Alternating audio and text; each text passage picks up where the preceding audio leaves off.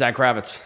A few years ago on Purpose and Youth podcast, one of the last questions I had asked my guest was, what's one question you'd like to ask me today? And the question you asked me was, describe to me what that perfect dream day would look like. Hour by hour, what would you be doing? Taking that same question is kind of the approach I'm going with some of these guest podcasts. But instead of dream day, I want to get into your current reality. So to kick things off, I would love for you to kind of walk us through, what does a day in the life of Zack Kravitz look like? And we could do one of 2 days. We could do your weekday when you're busy and you're balancing building the bag brand, clients, life, everything. Mm-hmm. We can also approach to what it might look like differently on the weekends. But I'd love to get an insight of kind of how you operate on a day-to-day basis. Yeah, for sure. Well, I'll tell you right now, I don't sacrifice my sleep anymore. That's been absolutely huge. I used to, if I couldn't sleep very well or if I went to bed late, I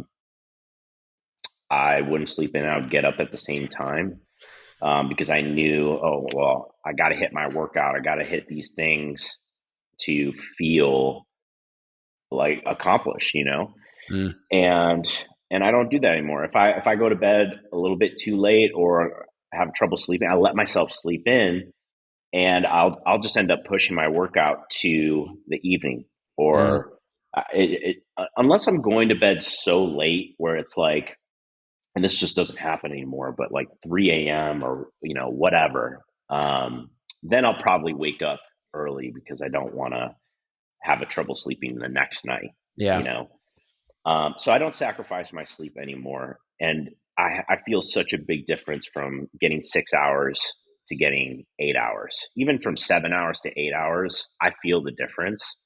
And it's like a performance enhancing drug when you get 8 hours for me. What gave you that permission? What gave you that permission though to start giving yourself that sleep? Because I feel so often we do that. We rationalize, like, went to bed at midnight, still going to get up at 6 a.m. Went to bed at 10 p.m., still going to get up at 6 a.m. Yeah, totally. Honestly, just knowing that waking up early doesn't make you successful. It's a common belief that everybody has.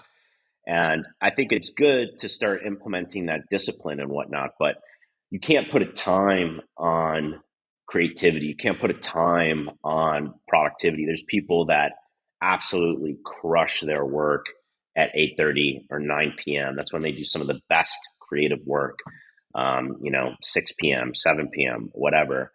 So it's really just, it's finding the best times for you and knowing that there are so many successful people. There's so many people that have balanced lives, but they all do it so differently, but they get to the same outcome. Yep.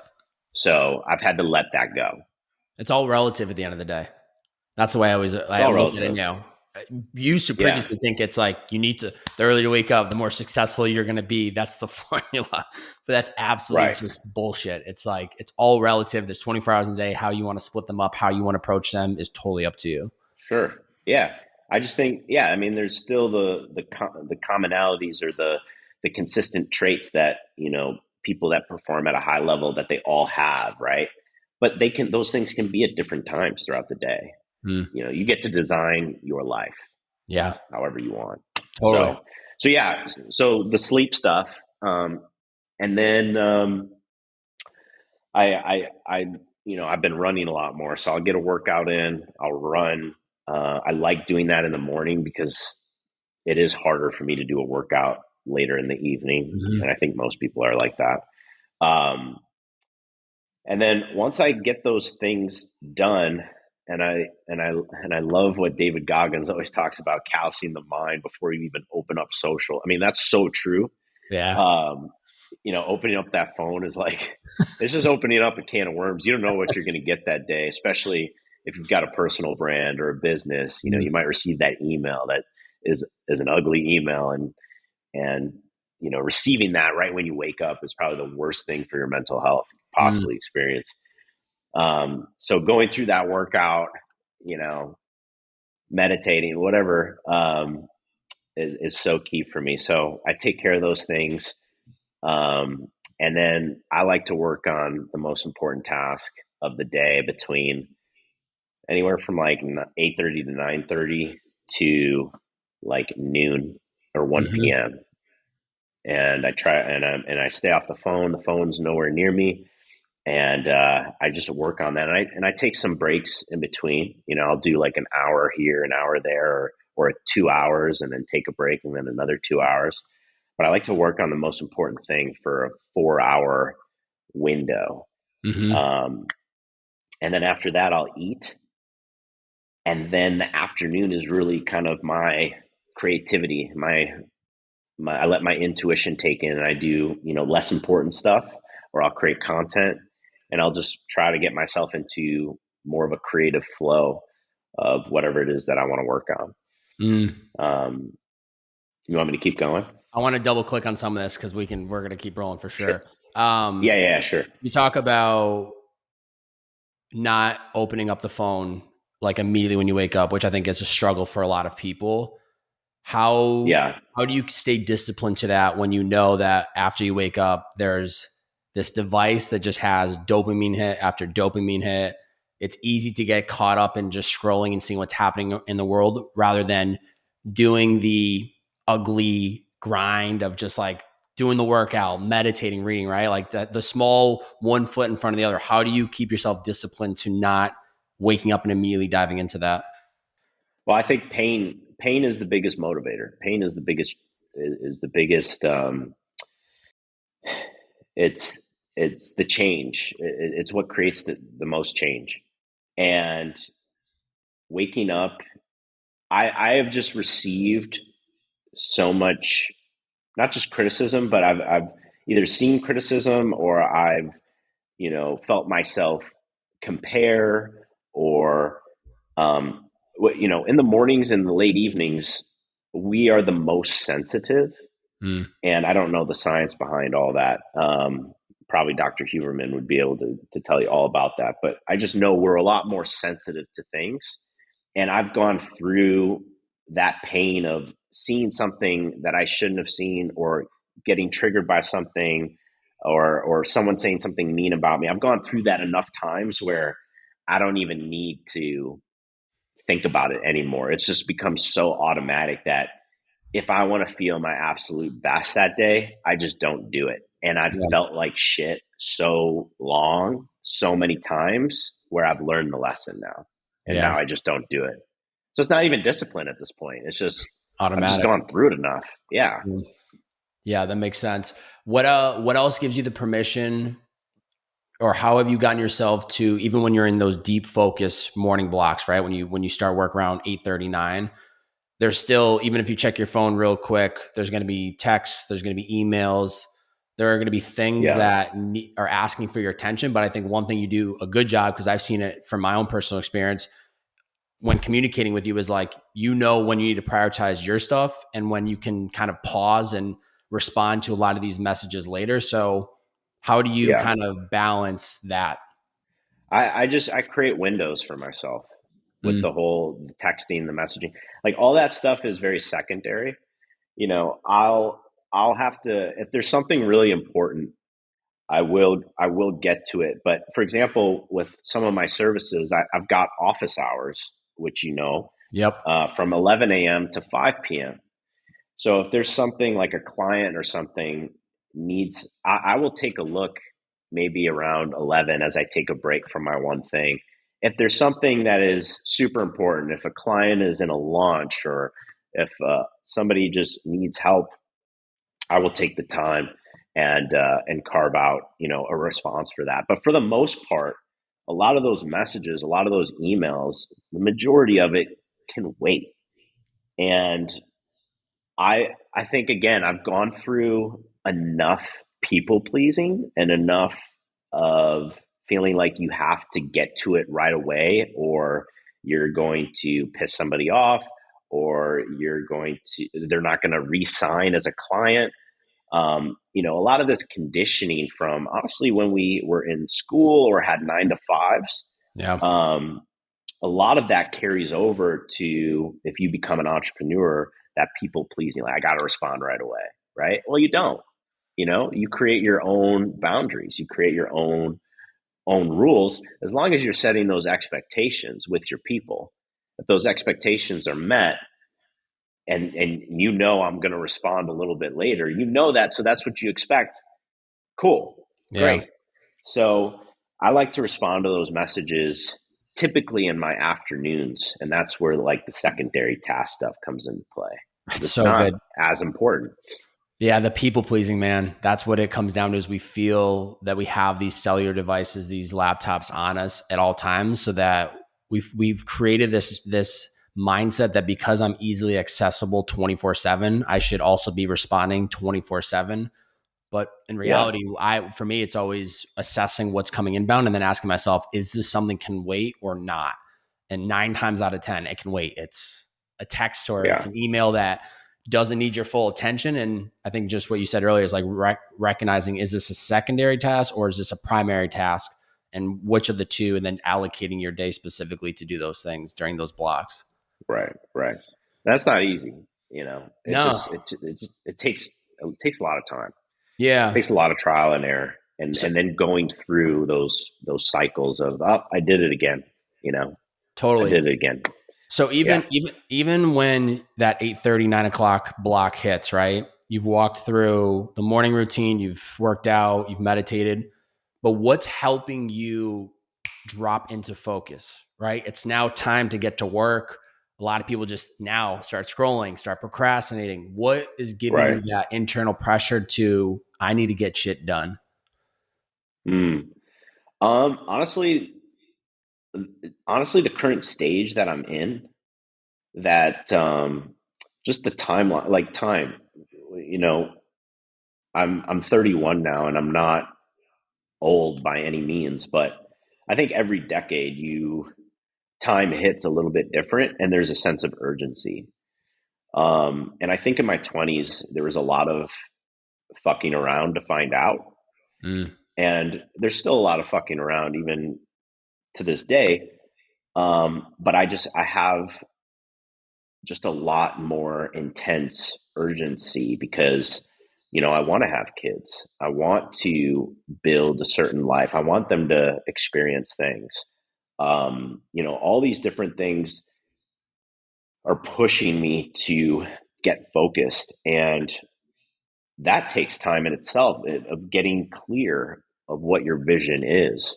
Um, and some people don't find out until their 40s. yeah. Sometimes you don't find out until your 50s. Everyone's on their own unique timelines. But again, getting back to the pain, I've experienced things too many times where I just don't allow myself to do that anymore. So Mm, it's such a balancing act, because some days you're not feeling it, so you have this urgency in the back of your mind, like, oh, I'm running out of time.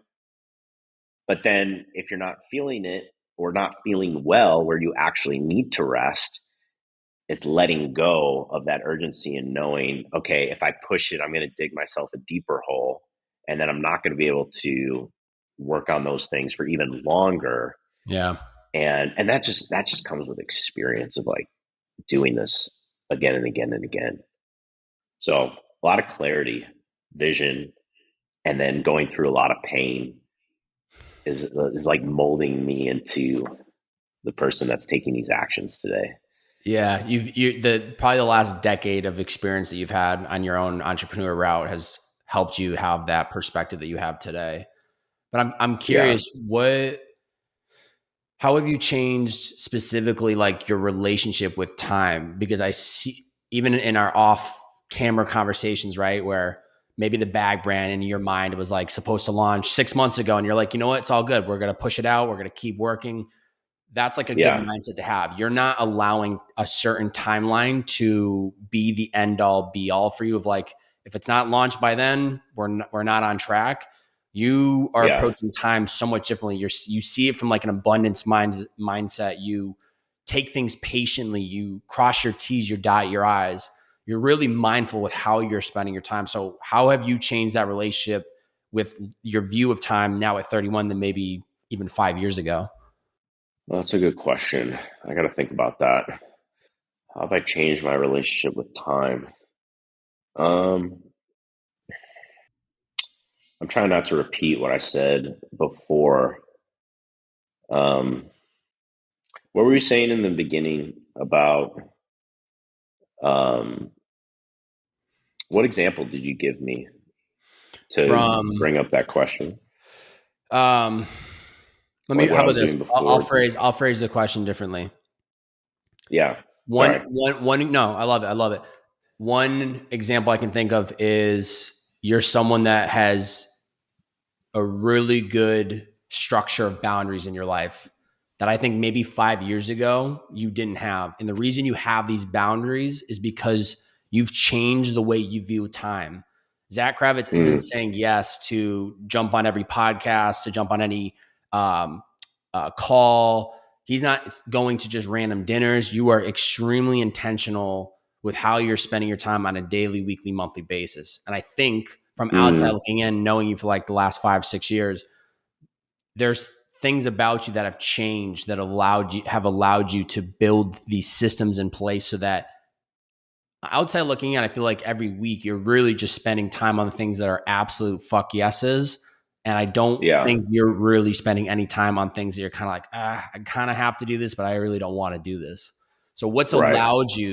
what do you think has allowed you to operate like that? Where years ago, I think Yeah. you might have been not wasting time, but allowing your time to be pulled in different directions that maybe you wouldn't allow today. Yeah. Yeah. So I think it is similar to my last answer. Mm, It's, it's really, it's knowing what's super important to you. It's knowing how long things are going to take. It's knowing that when you do say yes to something that you probably shouldn't have said yes to, how that creates resentment or how that creates, it takes longer for you to get into the thing that you probably should have been doing instead of saying yes to that thing. Um, it's also just, I think it's also just growing up. In the beginning, you're saying yes to everything. You're saying yes to every opportunity. And as you get older and you gain more clarity on your vision, and as you even start to make more money, you're able to say no to a lot more things. mm, Um, and my relationship with time, I mean, Jesse Itzler is such like he's some of the things he talks about has really stuck home with me with his relationship with his parents and his family. Where if your parents are, um, 70 years old right now, and they're gonna live to 90, that's 20 years, but you see them twice a year. That's not 20 years of time.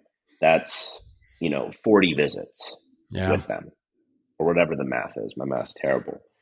And so every time that I now spend with my family, because I don't see them as often as they were when we were living in the same area, it's super present.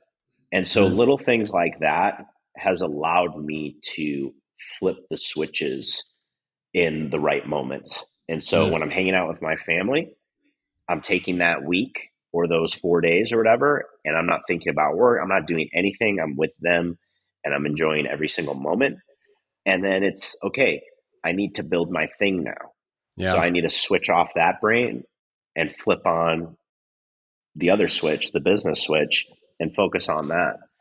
Um, so yeah, I don't know if that answered your Yeah, question, it but does. You're two things come to mind. One, you're really good at compartmentalizing and asking yourself, what is yeah, the focus right now? And if it's, work mode and you're focused on some primary tasks, that's the focus. If it's with family, you're on family mode, things are secondary. So it's, to me, it's, you're good at compartmentalizing. What is the actual focus right now?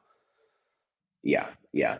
And I also think of just hustling and grinding it out for so long, and how that got me a lot of progress.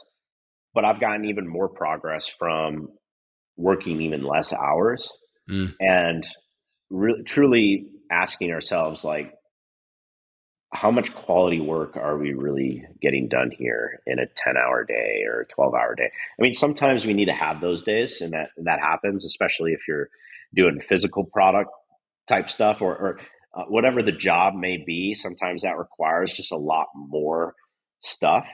Um, but it's usually less than you think it is, and we're really just kind of pressing buttons that we don't need to be pressing that day. Yeah. The to-do list, it just never ends, you know? And it's like, it's gaining that clarity around, like, what is a successful day? What Yeah. does that mean to me? And, and also being around really highly successful people and learning what makes them having, like, what is a successful day to them? And maybe it's a lot less work. It's usually a less work than you think it is, you Mm. know? So starting to learn those things has just kind of opened up my eyes on, uh, what is a successful day. Yeah. Keep running. I want to keep running with that. Now that you are much more aware of that, it's not necessarily the more hours I put in, the more productive I'll be. That's allowing Yeah. you to be super focused to get X number of things done per day. And it's actually just opening up more time for you to do other things. So when you're able Hmm. to now create more time and you're able to not work 15-hour work days, you actually have balance. What are those other things you're prioritizing your time towards? That's a good question. Um, Especially, Obviously my health. let me just add this, Yeah. right? It's seasons of life. Everything that you are talking about right now, or what your priorities are right now, I think it's really important to note that it's just a season of life. This same question asked you in 3 months' time, you could be preparing for a marathon, or it could be like you're getting ready to backpack for 3 months, right? So it's also being Right. super aware that it's just the season of life you might be in right now. Totally. I think that's a huge point, is that there are seasons to life. Like, there's going to be a hustle season. There's going to be a slower season. There's going to be a season of growth. There's going to be a season of what feels like a plateau, but things are actually working that you don't even know about that will allow that next season of growth. Sometimes there is a season of, you felt like you took a step backward. And the problem is, everyone is on in different seasons at the same time, and so that's where the comparison starts happening, Mm. where someone's just in a high season and you're in a low season, but that's going to flip flop eventually. But we're always looking at what other people are doing. Anyways, that's a whole other No, I love it. I love it. that's a whole other conversation. Um, uh, Outside, Things that I'm prioritizing. yes, outside of work. Yeah. Well, that's the thing. Like, that's the point right there, is prioritizing other things. It just gives me so much fuel to work on the business stuff. Mm. So obviously, prioritizing health is so key. Like running, I'm a relatively still a new runner. That's been unbelievable for my mental health. Like, feeling like getting that accomplishment done in the beginning Yeah. of the day just really sets me up. Like, because I hate it so much, I've actually, let me take that back. I started to actually like it a little bit. Yeah. Um, but there's a lot of hate, but it creates just even more accomplishment at the end of it. So that's Mm. worth the suck, you know? Yeah. Um, so that's been really great. And yeah, I mean, just spending time with Vicky, and the dog, and I love chatting with people on the phone whenever I'm going on my walks, really like connecting with people. That it just provides a lot of inspiration. And I think we get lost in our little world of, well, I got to get these things done, and disengaging from your work, it can be one of the most powerful tools you can utilize. We're so wrapped up into the amount of hours and the amount of things, when, if you just disengage, you just stepped away, instead of that thing taking 5 hours, you could come back and you could finish it in 30 minutes, Mm. because you took that time away. And we never think about those things. We're thinking about, oh, I'm driving my car or I'm going on this walk. This is wasted time. It's very easy to think that way because you're not pressing buttons. Yeah. We are so addicted to pressing buttons. It's really a distraction. A lot of it is a distraction. Um, and so, yeah, disengaging from the work and allowing myself to just live. You know, all we have is like this moment right now. There's nothing else. We don't even have the past or the future. It's always now. It's just constantly now, now, now. Mhm. And so, I feel like when you, not yeah, to jump in, but I feel like when you disengage too, it allows the subconscious to do some work where I'll be out on that walk, right? The walk that I'm like, I don't want to do this because I want to keep being quote unquote productive. But then I go out on the walk, I'm not thinking about the work, and all of a sudden, boom, random idea hits. I'm like, yeah, okay, this was this is like what I've been trying to figure out. And it came when I yeah, wasn't looking for it. So great. Now I get to yeah, enjoy being outdoors, and I just got the thing that I've been looking for. So it's funny too how also when you step away, you actually get not only more inspired to get back to the work, but your brain is still doing the processing, even if it's not in the top of mind, and not even, and also it's not like you need to be like, all right, what's that next piece of content I want to create? It's just you're not thinking right. about it, and then that's where the ideas start to fire up. Totally, totally. I mean, you come up with some of the best ideas when you're not really thinking about it. Like I was driving in the car yesterday from Orange County back to Arizona, and I'm just vibing in the car to some music, and boom, just a couple ideas, bang bang. I wrote them down really quick, create a little voice note just to remember it later, and that's all just from being in the present moment and Mhm. and actually living our lives. You know, the same thing with content. I mean, we get so like we sit at our desks and we're just like cramming like ideas, ideas, ideas, when it's our own lives that inspire the ideas. Mhm. It's what creates the content. Like you can't. It's hard to create a good piece of content when if you're a lifestyle creator, for example, it's Yeah. hard to create great lifestyle content if all you're doing is just sitting in your office or just, you know, literally just cramming. Like you got to go out and do cool shit because that's what's aspiring to the people that are watching. Yeah. So your life creates the content. You gotta live your life because it's gonna create the ideas, the flow, everything, you know? Yeah. We've So kind of we've yeah. kind of jumped around. We stopped at like the midday of kind of where your workflow is, and I'd love to finish the back half of the day. But one thought that came to my mind that I think is such an interesting part of your story when it comes to even just time management is like you were living in the midst of LA where all the productivity, all the dots are being connected, where everyone's making the magic happen. And 2 years ago, you made Mhm. that move to Arizona, which outside looking in, somebody might think like, why would one want to move from where all the action is to now Arizona, which I'm sure I've never been out to Scottsdale. So there's no disrespect in Scottsdale, but talk to me about kind of that thought process and also how you didn't allow a location to be a limiting belief of like, this is going to stop my growth. Cause I recently went through that Yeah, making that transition to Austin. And I honestly, I yeah, told you this before, but seeing you make that move gave me that confidence. Like, I don't need to necessarily be in one spot to quote unquote make things happen for myself. sure. Yeah, when I was in LA, I mean, it was a time of my life where I'm doing a lot of shit. I'm building my business and I was gaining a lot of success, but I wasn't operating in alignment. And that was just because I was still figuring out, who I was and what I wanted to be. And in Los Angeles, and this could be anywhere, but and for LA or for me, LA, there was just a lot of voices in LA. So the way I was operating was I have to do this because that's what I think I'm supposed to do and I'm supposed to be this way. And so when I moved to Phoenix, Scottsdale, it was a lot more quiet, chill, laid back, and I was able to just get alone from or get away from that noise. And I actually started to create how I wanted to create Mm, and not from a place of this is how it is. This is what I'm supposed to do.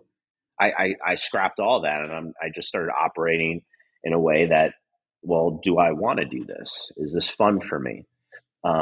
What is that truly that perfect life for me without social media, without LA and the people? Like, how would I really create my life for me? And that move helped me make that transition because it dampened the noise, and I was able to just get to the root of who I am, who I want to be. And like, this is honestly full transparency. It wasn't until kind of recent, until this move, I feel more secure of me and what Mm. I'm about. Like, if someone makes fun of me or teases me, even those little things used to really rub me the wrong way because I just wasn't secure in myself. I needed a lot of validation, and those are still things I'm working on. But I feel just like if someone were to make fun of me or someone were to tease, it's all good, man. Like, I Yeah. don't know. I've been through enough where I'm just done with all the bullshit, Yeah. and I know how I want to live my life. Yeah. And I think that comes with time. That's beautiful, man. You really are living a lifestyle by design, and it's so inspiring, not only for myself but for other people. Like, you can truly create and live the lifestyle that you want for yourself. What's that first step or piece of advice you'd give to someone that maybe isn't living in alignment but wants to live more aligned? Yeah. Man, that's a good question. Well, in the beginning, you just got to know that what you think you want to do can change.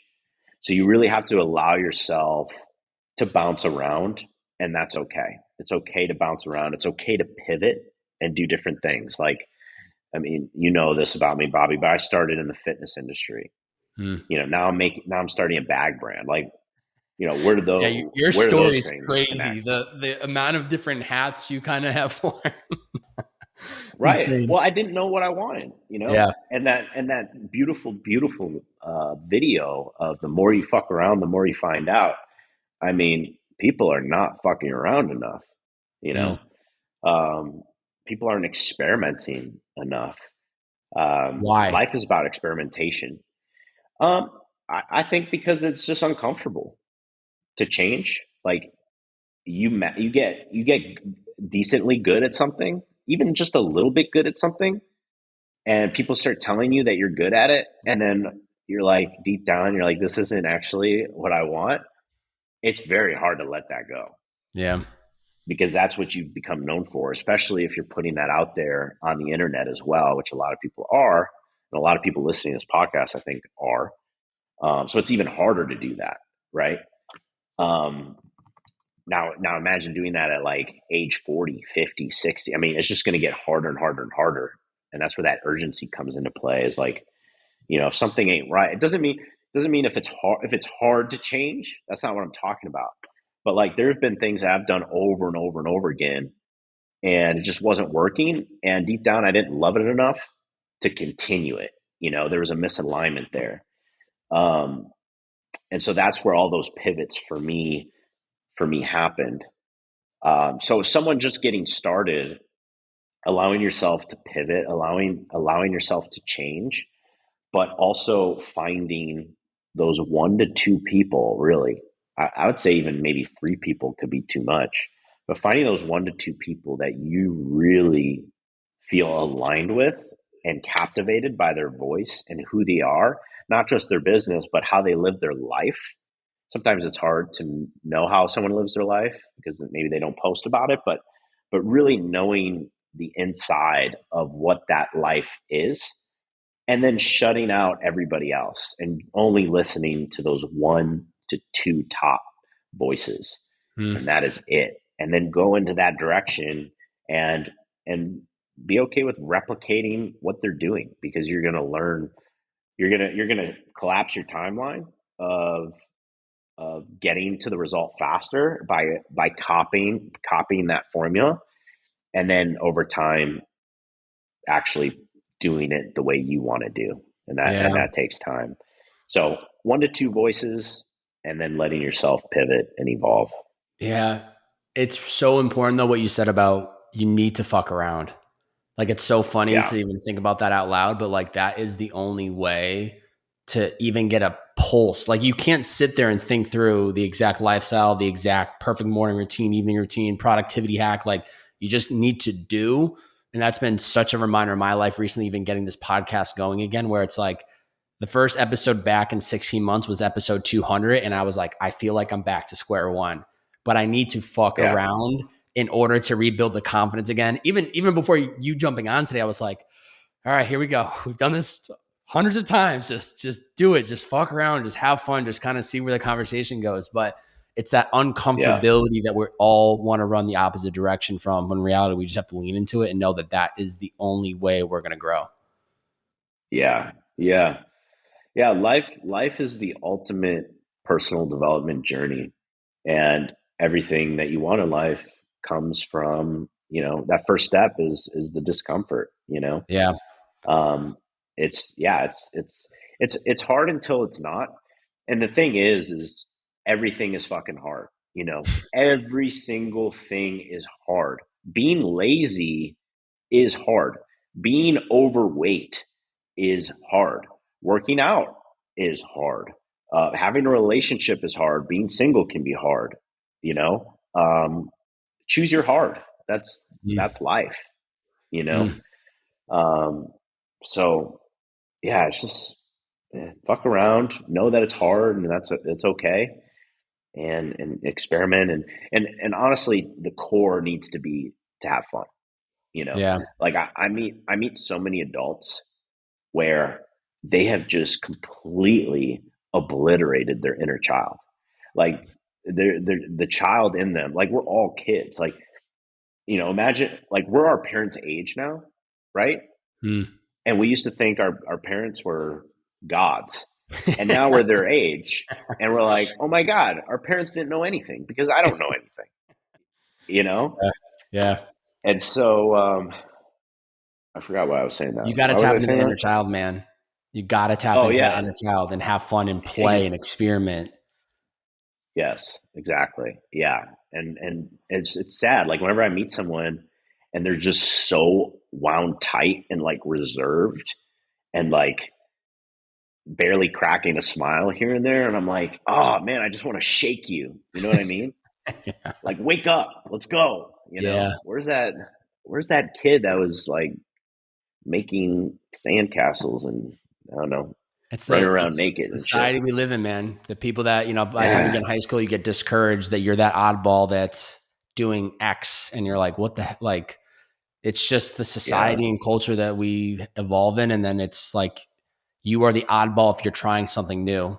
And it's Yeah. unfortunate. Yeah. I dealt with that even graduating college and being the guy driving Uber. Like I was kind of like question marked, like who's this guy? Like he's not getting a full-time job. And it's like you have to keep quieting out the noise and ask yourself, what is it that you really want to do? And that's what gives you that childish permission to go try some things. Yeah. Yeah. Three Totally. quick cues and then we'll wrap up because we're running past the time I told you, and I could probably run for hours with you. Three quick I know. cues. What's a service that you outsource on a daily, weekly, or monthly basis? My house cleaning. And Genius. yeah, I have to do it and I want it. Yeah. Oh, these are fast questions? Yeah, we're gonna do fast because although I'm trying to be mindful of time and I could easily just keep ripping with Okay. you for 2 hours. But house Sure. cleaning, Sure. Yeah. House cleaning. Yeah. Big. fantastic. Fill in the blank. I need to carve out more time for blank in my life. Um, I need to carve out more time for uh, random bro dates and Mm, get-togethers with friends. mm. Well, if you want to do a bro Absolutely. date, come on down to Austin, baby. Let's get it. Let's Come do on. it. Yeah.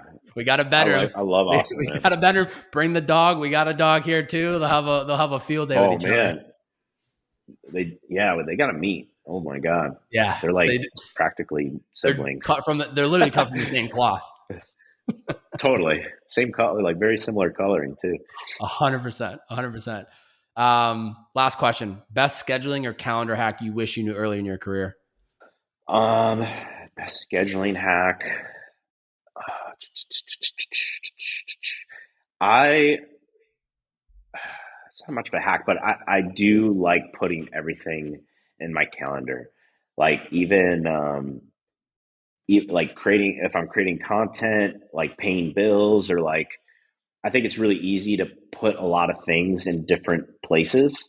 Mm, And I love putting it all into my calendar and then just filtering the calendars by colors, like, certain to dos that are less important, really important to dos. Like, really important to dos are red, so I can really mm, see it. Just like a simple to do is more green. Color coding those. You don't have to get that complicated, but I like having everything in my calendar. And if I'm getting overwhelmed, like if you saw it, maybe you would be overwhelmed. You can just toggle off the calendar, mm. or the certain calendars, and it just opens it up, and you just see whatever you need to see. So The I beauty just of like that, having everything in the calendar. I was gonna say the beauty of that is two things. One, it holds you accountable because you know when you're supposed to be doing X. But then two, it's Yeah, that pivot ability where it's like this might not be working today, so I'm gonna shift this 3 days from now, and I know it's not gonna get lost because it's on the calendar. yeah. I don't.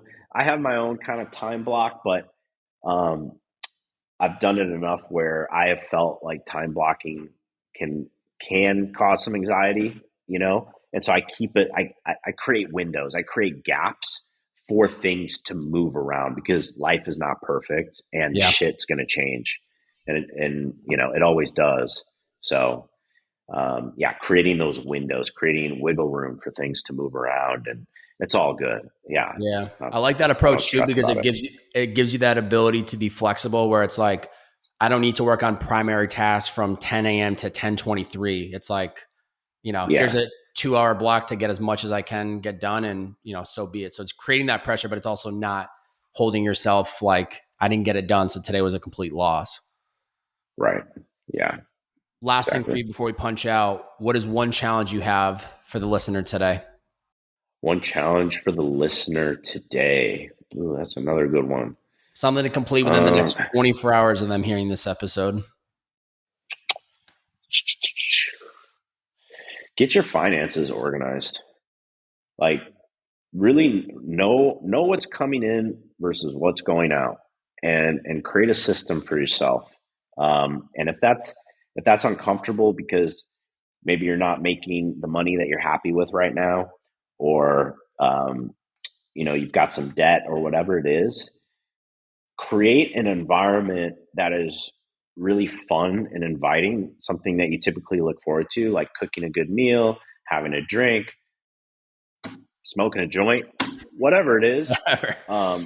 Create that environment and then work on your finances so you're in a good mindset and get organized. Create a spreadsheet, use an app, and just know what is going in, what's coming in versus what's going out, and just being on top of that week after week after week is going to make you feel really fucking good. Yeah, it's so good. Just attack it head on instead of pushing it away and trying not to think about it. You need to be fully aware of it.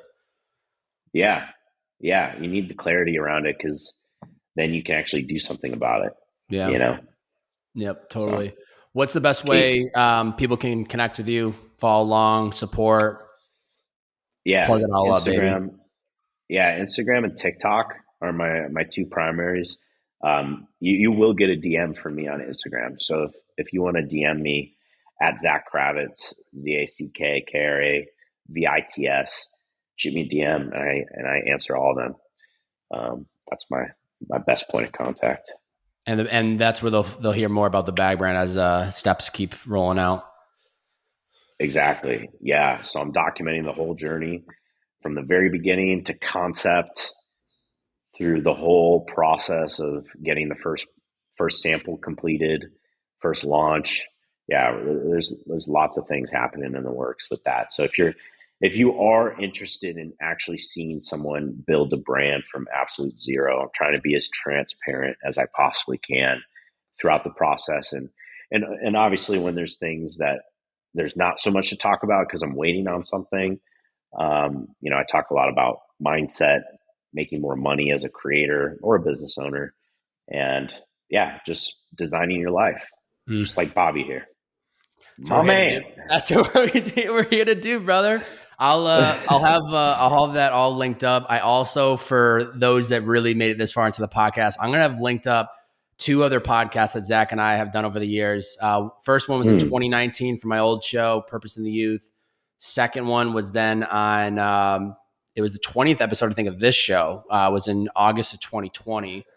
So I'll have those Wow, linked up if people want to go back and really hear some of our older conversations. But big fan of you, Zach, much man. different period of time. Yeah, it's crazy documenting along the way, but I appreciate you carving out the time. Appreciate you sharing some insight. You are definitely someone that lives a lifestyle by design while also juggling building your business, building out the bag brand, having a lifestyle of balance, traveling, doing it. Like you have all cups being filled. And I think obviously, like anything, you go through the seasons when certain things are being more prioritized than other. But at the end of the day, I think you do a fantastic job. And I think a lot of people can learn that from you, not only from this episode, but from the content you're putting out there. So I appreciate you taking the time, brother. I appreciate you, man. I appreciate you inviting me on. I'm always honored to talk to you, and you've always been like the one of the best interviewers that I've seen to this day. So the way that you're able to pull out questions and make people feel comfortable is such a skill and such a power. And there's a ton of podcasts that I've been on, as I haven't been on a lot, but as guests that just they don't do it nearly as good as you. So yeah, man, I'm excited to see where this continues to go. I appreciate it, Get man. it? There's many more of these to come. So don't worry. Zach Kravitz will be back on here before you know it. Let's get it. I'm excited, man. Thank Ladies you. and gentlemen, it's the Bearded Man Podcast. Let's go. See you.